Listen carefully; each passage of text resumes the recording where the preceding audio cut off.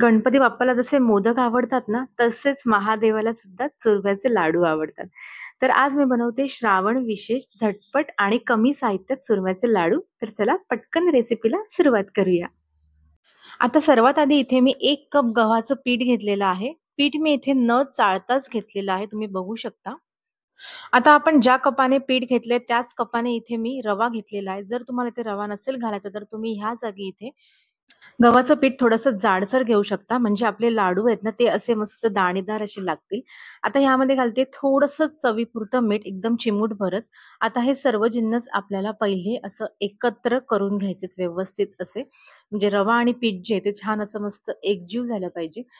आता लाडूला छान खुसखुशीतपणा येण्याकरता ह्यामध्ये घालूया फक्त 2 चमचे कडकडीत असं तूप.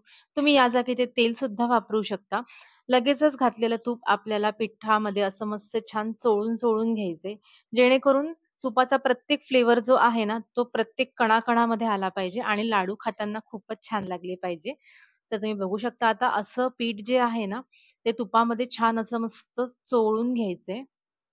कारण यामुळे आपल्या लाडूला छान फ्लेवर सुद्धा येतो आणि त्याचबरोबर लाडूची टेस्ट सुद्धा वाढते.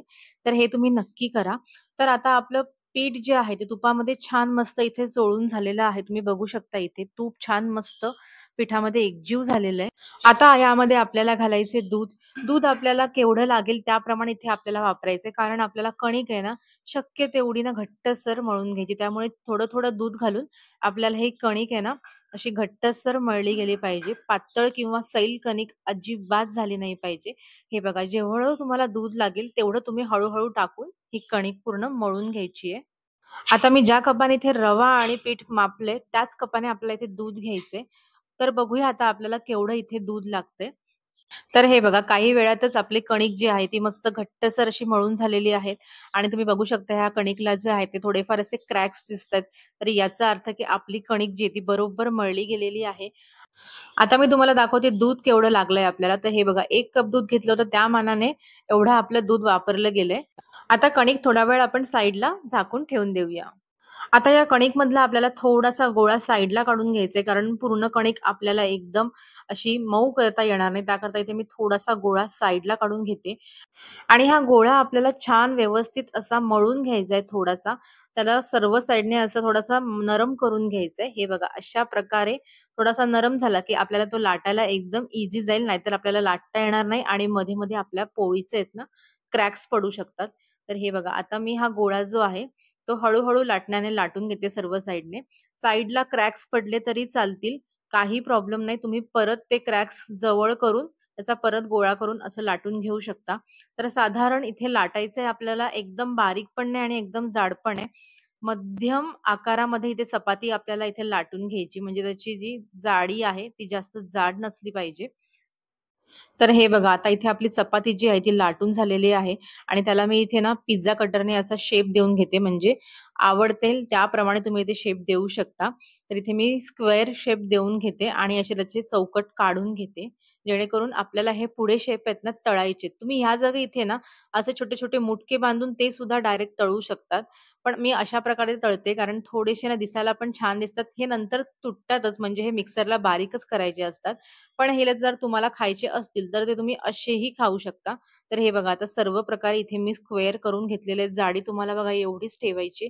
आता आपण हे कडकडत्या तेलामध्ये छान मस्त तळून घेऊयात. तळायच्या अगोदर इथे मी लाडवाकरता थोडंसं तूप टाकून घेतलेलं इथे तडका पॅनमध्ये आणि तुपामध्ये आपल्याला थोडंसं काजू बदाम आहेत ना, ते छान मस्त गोल्डन ब्राउन करून घ्यायचे, जेणेकरून लाडूमध्ये ते खूप छान वाटतात. काजू बदाम तळून झाले की ते एका साइडला आपण ठेवून देऊयात. आता मी एका साइडला एका कढईमध्ये तेल छान मस्त कडकडीत तापत ठेवलं होतं. तुम्ही ह्या जागी ते तूप सुद्धा वापरू शकता. आता हे लगेचच काप आपल्याला सर्व या तेलामध्ये घालून घ्यायचेत आणि हे तळताना आहे ना गॅस तुम्हाला एकदम फास्ट ठेवायचा आहे. जेणेकरून आपले काप आहेत ना ते तेलकट किंवा तुपकट होणार नाही. त्यामुळे फास्ट ह्याच्यावरती पटापट हे तळून घ्यायचे. तर हे बघा केवढे सुंदर आणि मस्त कुरकुरीत असे आपले काप तयार झालेले आहेत. तुम्ही हे असेच सुद्धा खाऊ शकतात. खूप छान लागतात ते खायला. कारण आता मी एक खाऊन बघितला तर खूप कुरकुरीत लागला. तर बाकीचे सुद्धा आपले काप आहेत ना, हे अशा प्रकारे फास्ट गॅसवरती तळून घेऊयात.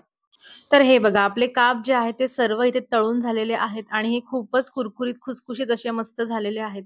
मी ज्या प्रकारे हाताने बघा इझिली हे तोडते, त्या प्रकारे तुम्हाला कळत असेल, की आपले लाडू केवढे सुंदर होणार आहेत आणि हे इझिली हाताने याचा बारीक असा मस्त चुरा होतोय. आता हे करताना तुम्हाला अजिबातच म्हणजे जास्त बारीक चुरा करायची काहीही गरज नाहीये, कारण हे मिक्सरला नंतर बारीकच होणार आहे. पण आपल्याला हलक्या हाताने असं सर्व जे काप आहेत ना, ते असे व्यवस्थित थोडेसे असे ओबड-धोबड करून घ्यायचे, जेणेकरून मिक्सरला लावताना ते अजिबात त्रास होणार नाही. तर हे बघा हाताने आपला सर्व चुरा असा व्यवस्थित झालेला आहे. आता लगेचच आपल्याला हा चुरा जो आहे तो मिक्सरच्या मोठ्या भांड्यामध्ये घालून घ्यायचा आहे. आता 1 कप रवा, 1 कप गव्हाचं पीठ ह्याला मी इथे 1 कप गूळ घेते. चांगला दाबून गूळ घेतलेला आहे. तो आपल्याला इथे घालायचा. तुम्ही ह्या जागी इथे पांढरा गूळ जो असतो थोडासा फिकट तो सुद्धा वापरू शकता. तर आता आपल्याला झाकण बंद करून मिश्रण जे आहे ते सर्व असं मिक्स करून घ्यायचे. त्यानंतर मिक्सर आहे ना बंद चालू करून असं छान बारीक करून घ्यायचे. तर हे बघा अशा प्रकारे इथे मी बारीक केलेलं आहे. थोडेसे जाडसर तुकडे जरी राहिले तरी सुद्धा चालतात. ते सुद्धा खूप तोंडामध्ये छान लागतात. तर हे बघा आपलं गूळ आणि तळलेले काप ह्याचं मिश्रण छान मस्त तयार झालेलं आहे. एकदम सहजच त्याचे मस्त मुटके पडतायत छोटे-छोटे असे. तुम्ही बघू शकता इथे. तर आता आपलं इथे बॅटर जे आहे लाडूचं ते इथे तयार झालेलं आहे. तर आता आपण ह्यावर घालूया तळलेला सुका मेवा. त्याचबरोबर इथे मी घालून घेते थोडेसे मनुके. मनुके तुम्ही तुपामध्ये तळून सुद्धा घेऊ शकता, पण आमच्याकडे असे कच्चेच आवडतात त्यामुळे मी असेच घातलेत. आता हे सर्व पुन्हा एकदा आपल्याला व्यवस्थित असं मिक्स करून घ्यायचंय. त्यानंतर काय एकदम सोपी प्रोसेस ते म्हणजे पटापट आपल्याला लाडू बांधून घ्यायचे. लाडू तुम्ही तुमच्या आवडीनुसार छोटे-मोठे बांधू शकता. तर हे बघा अशा प्रकारे तर इथे मी आता थोडंसं लाडूचं बॅटर हातामध्ये उचलून घेते आणि हे बघा मी असा लाडू वळतेय. तुम्ही बघू शकता इथे एकदम सहजच आपला लाडू वळला जातो. त्याला अजिबात मेहनत घ्यावी लागत नाही किंवा 2 हात लागत नाहीये. एकदम असा मस्त गोल-गोल आपला लाडू इथे तयार झालेला आहे. त्यानंतर आता इथे मी घेतलेली थोडीशी खसखस. खसखसमध्ये आपल्याला लाडू आहे ना थोडासा असा फिरवून घ्यायचा आहे, जेणेकरून छान मस्त तो दिसेल सुद्धा आणि खायला सुद्धा छान लागेल. तर हे बघा मी खसखसमध्ये असा लाडू थोडा फिरवून घेते आणि एक्स्ट्रा खसखस जे आहे ना, ते आपल्याला असं काढून घ्यायचंय. जास्त पण कारण खसखस चांगलं नाही. त्याच्याकरता हे बघा आपला लाडू जो आहे चुरम्याचा आणि झटपट बनणारा तो इथे तयार झालेला आहे. तर तुम्हाला आजची रेसिपी कशी वाटली हे मला कमेंट करून नक्की सांगा आणि व्हिडिओ आवडला असेल तर प्लीज माझ्या व्हिडिओला एक लाईक, शेअर, सबस्क्राईब करा जेणेकरून मला सुद्धा मोटिव्हेशन मिळेल आणि तुम्हाला पुढची रेसिपी कोणती पाहायची आहे हे सुद्धा मला कमेंट करून सांगा. त्यामुळे तुम्हाला तुमच्या आवडत्या आणि फेव्हरेट रेसिपीज बघायला सुद्धा मिळतील. तर चला परत भेटूया अशा एका छान रेसिपी बरोबर. तोपर्यंत असंच छान-छान